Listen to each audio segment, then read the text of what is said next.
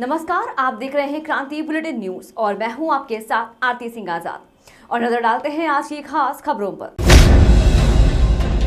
पूर्व केंद्रीय मंत्री हरिद्वार के सांसद रमेश पोखरियाल निशंक ने आज विकास भवन में विकास योजनाओं की समीक्षा बैठक ली। बैठक में जिले के विभिन्न विभागों के अधिकारी मौजूद थे। निशंक ने कई विभागों द्वारा काम में की जा रही लापरवाही तथा निम्न स्तरीय काम कराए जाने पर गहरी नाराजगी प्रकट की और कई विभागों के अधिकारियों को फटकार लगाई।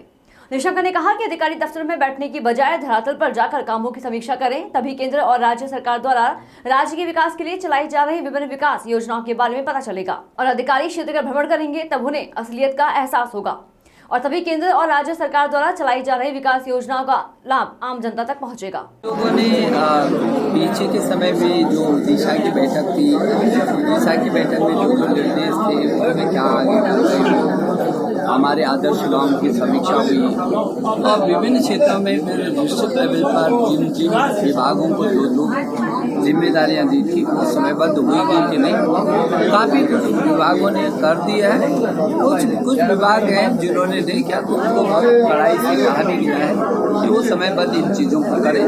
हमारी इच्छा ये है कि हमारा जनपद हर चीज़ में नंबर 1 आए। जैसे आकांक्षी जिले की दिशा में पूरे देश के अंदर हरिद्वार कई चीज़ों में नंबर 1 आया है। तो हम ये चाहते हैं कि चाहे वो किसान का मामला है, चाहे वो अवस्थापनाओं का मामला है, सड़क का है, बिजली का है, पानी का है, शिक्षा का है, चिकित्सा का है, इन क्षेत्रों में भी हरिद्वार बहुत तेज़ी से आगे आए। इसलिए कुछ सचिवों से भी बात हुई, विभागाध्यक्षों से भी बात हुई और यहाँ डिस्ट्रिक्ट लेवल पर तो सभी अधिकारियों से बात हुई है। मुझे भरोसा है कि एक मिशन मोड में हम इस जिले में अच्छा काम करेंगे। ये NHAI का जो ये 1,500 करोड़ का जो ये बन रहा है रिंग रोड, वो भी इतिहास अपने ढंग का होगा। और जो NHAI के जो पुल बन रहे हैं आगे, जैसे गायत्री आश्रम के सामने बन रहा है, शांति कुंज के सामने, वो समयबद्ध तरीके से पूरा हो। ऐसे क्षेत्र में जो ग्रामीण क्षेत्र में जो काम निर्धारित समय। योग और आयुर्वेद के ज्ञाता स्वामी कर्मवीर महाराज ने गंगा भोगपुर स्थित पनाम्बी रिसोर्ट में पंचकर्मा एंड आयुर्वेदा सेंटर का शुभारंभ किया। उन्होंने कहा कि कोरोना काल के दौरान आयुर्वेद की शक्ति को लोगों ने पहचाना है।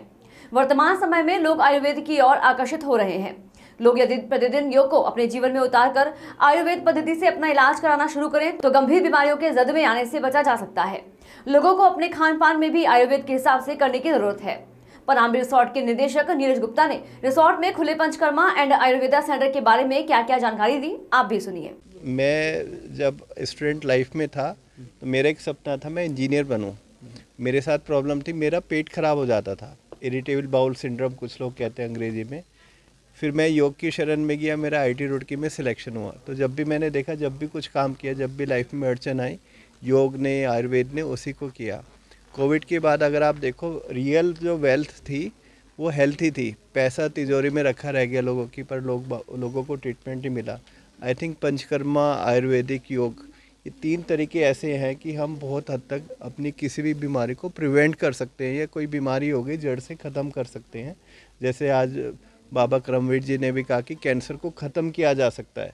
तो हमारा ये कि एक इस उसमें व्यापार करना है जीवन यापन के लिए, बच्चों की सैलरी निकालनी है, पर एक अगर सोशल कोज हो जाता है, एक राइट डायरेक्शन में होता है, तो उस व्यापार का बेनिफिट भी मिलता है क्योंकि आप राइट डायरेक्शन में काम कर रहे हैं।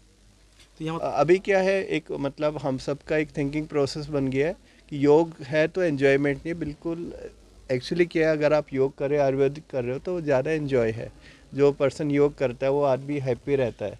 कई बार हम एन्जॉयमेंट की डेफिनेशन अलग अलग कर देते हैं। मेरा ख्याल है अगर कोई भी आदमी योग, आयुर्वेद, जो यान की बात हम कर रहे हैं, नेचुरोपैथी, इसको करेगा तो एन्जॉयमेंट अपने आप होगा। हेल्थ से बड़ी वेल्थ कोई नहीं, हेल्थ अच्छी होगी। आदमी जो खाना 1 रोटी खा रहा है वो भी उसको रोटी लगेगी, वरना 10 रोटी खा के भी कुछ नहीं मिलने वाला उसको। देखिए आज क्या है कि पूरा विश्व आयुर्वेद की तरफ झुक रहा है। आपने भी देखा होगा कोरोना टाइम पर कोई भी दवाई ने काम नहीं किया किसी की, लेकिन आयुर्वेद ने उसमें पूरा काम किया। जिन भाई बहनों ने घर पर रहते हुए काली मिर्च गिलोय को घोट करके पी लिया वो लोग बच गए और जो बाहर गए थे वो लोग वापस नहीं आए। तो मैं समझता हूँ आयुर्वेद अपने आप में एक बहुत अच्छी विधा है और हमारे ऋषियों ने इसको दी है। तो उसमें छोटी चीज़ से लेकर के बड़ी चीज़ तक उसका वर्णन किया। हम आयुर्वेद का प्रयोग करेंगे तो हमारी अच्छी हेल्थ होगी, स्वास्थ्य अच्छा होगा, बच्चों में अच्छा संदेश जाएगा और सबसे बड़ी बात है कि हम बाहर की चीज़ों को यूज़ ना करके अपने जो घरेलू नुस्खे उनका प्रयोग करेंगे तो उसका लाभ हमें हमारे भारतीयों को मिलेगा।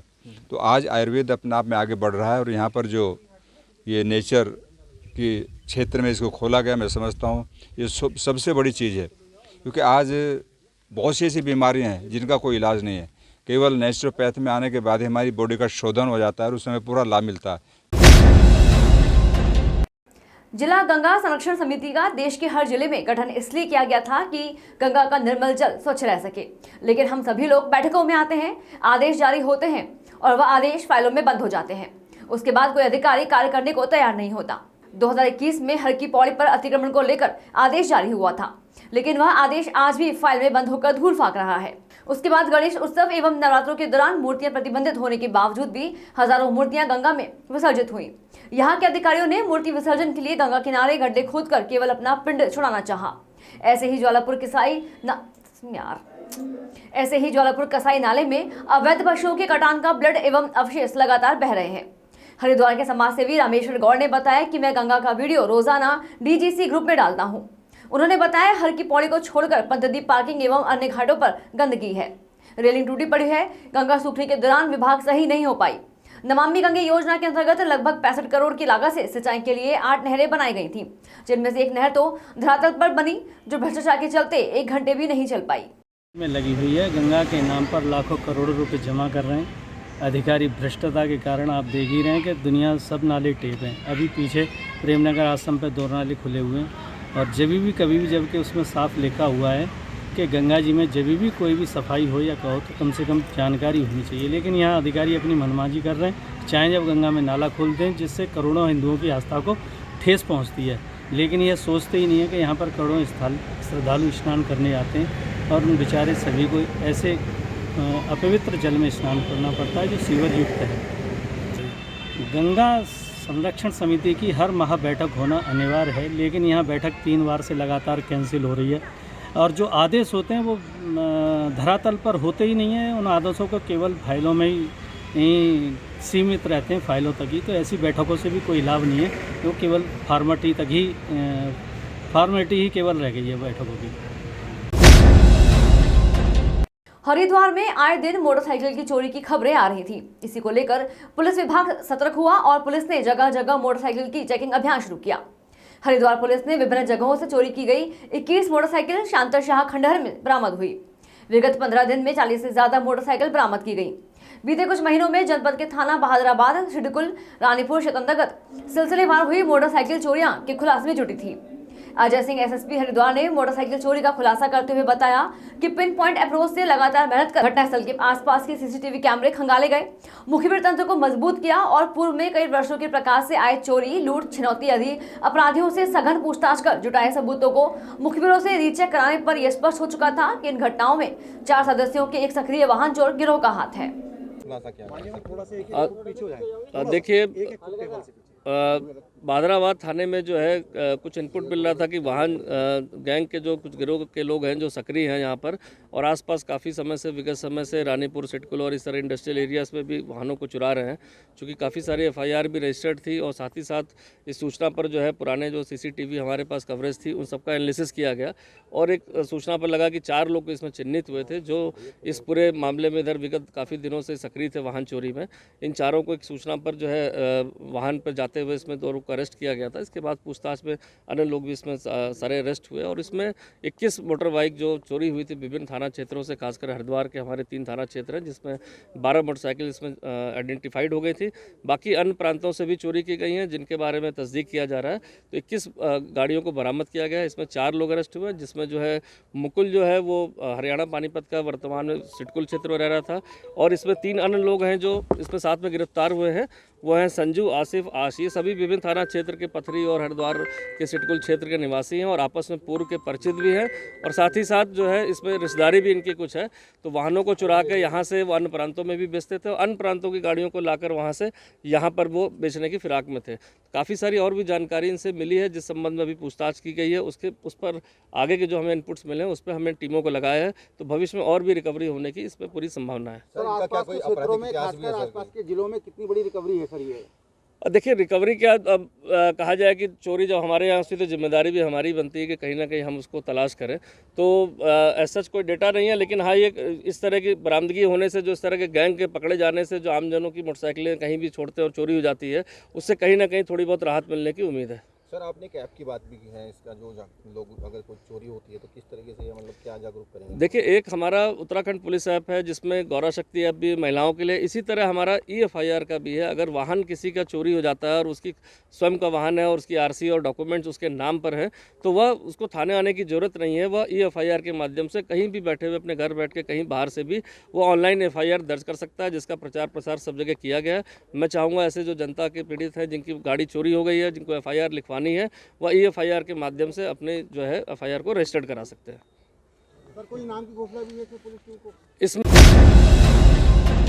लक्सर के टांडा महतोली गांव के पास अवैध खनन करने वाले खनन माफियाओं ने एक किसान के खेत को रातों रात चोरी से खनन कर तालाब में परिवर्तित कर दिया। किसान को घटना का पता तब चला जब वह अगले दिन सुबह सवेरे अपने खेत पर काम करने गया। जहां पहले दिन शाम तक किसान का खेत हुआ करता था, वहां अगले दिन सुबह बड़े बड़े गड्ढे देकर किसान के होश फाख्ता हो गए और उसने मामले की सूचना लक्सर उप जिलाधिकारी गोपाल राम बिनवाल को दी। उप जिलाधिकारी को दिए गए प्रार्थना पत्र में किसान ने संबंधित खनन माफियाओं के खिलाफ कार्रवाई की मांग करते हुए न्याय की मांग की है।